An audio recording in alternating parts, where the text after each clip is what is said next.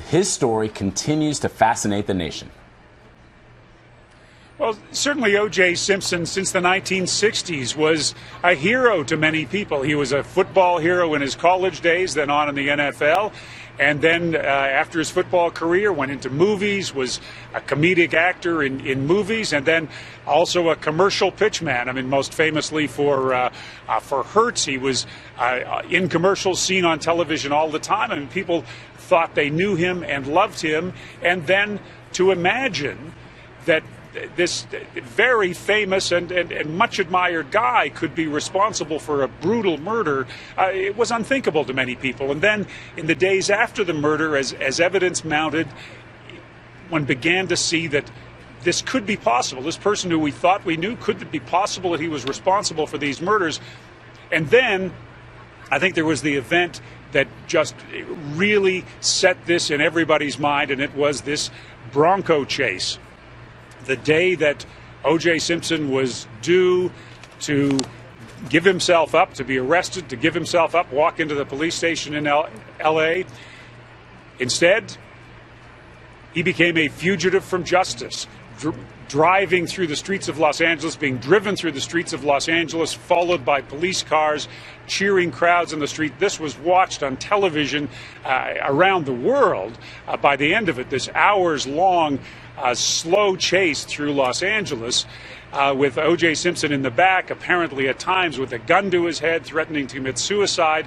And that made this a story that just fascinated him. Now O.J. Simpson had become someone, unpredictable and fascinating, and so he's been ever since. And now fast forward to 2007, and he becomes involved in this armed robbery case where he says he's trying to get back some of his sports memorabilia, basically the memorabilia he's selling and living on over the years. And now we have today's hearing, and as I understand it, the victim in that armed robbery case is actually going to testify on Simpson's behalf. What are we expected to hear from the victim, and how influential do you think a statement will be? Well, that's likely to be very influential, because often when victims appear at parole hearings, they're saying this is someone who shouldn't get out. In this case, we're going to have one of these memorabilia dealers, we understand, who was apparently a victim of O.J. Simpson, coming in and saying, O.J. spent enough time for this crime behind bars. Now, some people think that the very harsh sentence that O.J. Simpson received in this was really payback for what didn't happen in California happened here in Nevada. O.J. Simpson got sent to prison. And I think that other people who were involved in this crime, there were others who accompanied O.J. Simpson.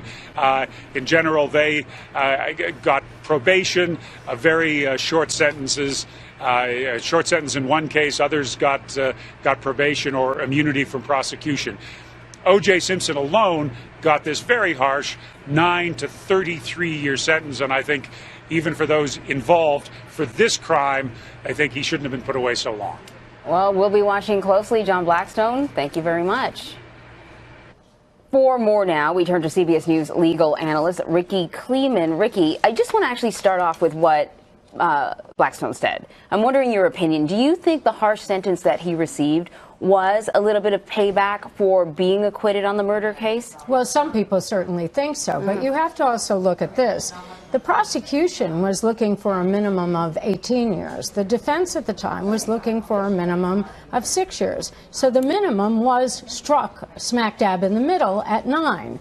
The 33 as the maximum may be considered by any person to be harsh, but nonetheless, when you get to a point that you are approaching the minimum of your sentence, the 9 years, in the state of Nevada, 82% of people who come up for parole coming close to their minimum will be paroled. And O.J. Simpson's record in prison is exemplary. He has had no disciplinary reports for 9 years, or almost 9 years. There's a sort of a grading factor that they use in Nevada, right? And he scores very, very low. He's, as you point out, been an exemplary prisoner.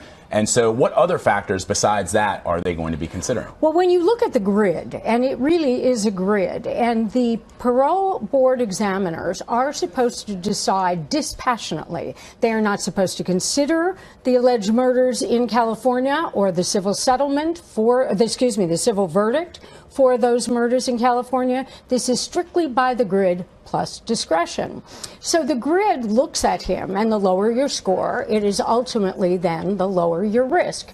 So what happens in this situation is that he scored a 3. That's really low at his last parole hearing. He probably will score a bit lower than that if he's been in program since that time. What else do they want to know? They want to hear 2 things from him. Number 1, they want to hear remorse, which he has expressed in the past. And number 2, and very, very important, is what is his plan for his release. We just don't let prisoners out. What happens is he's got to have a place to live. He's going to be under restrictions. So what is the plan? You mentioned his previous parole hearing in 2013, 12 charges, or he received parole for 12 charges, but he's still in prison. Of the 12 charges, he received parole for 5. Okay. There are 7 charges left. And that's in part because the differentiation of the charges and that some were consecutive. So the idea that he received parole in 2013 for charges like kidnapping, charges like robbery, one would expect that parole would happen here. The most interesting variable when we get to this today, this afternoon, the hearing is at 1 o'clock Eastern time, is O.J. Simpson speaks. So when he speaks, will he be truly contrite? Will he make a mistake when he speaks? If I'm his lawyer and I'm sitting next to him, I am holding my breath every moment that he talks. During his last parole hearing, he seemed to completely take the blame and said he felt badly for what he did. And he wished he had never gone there. Yes. But remember, he has always been steadfast about the story that these were his belongings. Yeah, that were stolen from him. That's his thing. Yeah. If parole is granted, why wait until October to release him? He's not eligible really till October. What happens in Nevada is they have hearings a few weeks to a few months beforehand. So one could expect if four examiners must agree to either give him parole or deny parole. If it's a 3-3 tie, he comes back again in January. But if 4 agree, October 1st, the date. Was this the same board that talked to him in 2013 as well? Correct. They are familiar with him. Okay, so all right, 1 p.m. Eastern. Ricky Kleeman, as always, thank you. This must be like deja vu for you too, because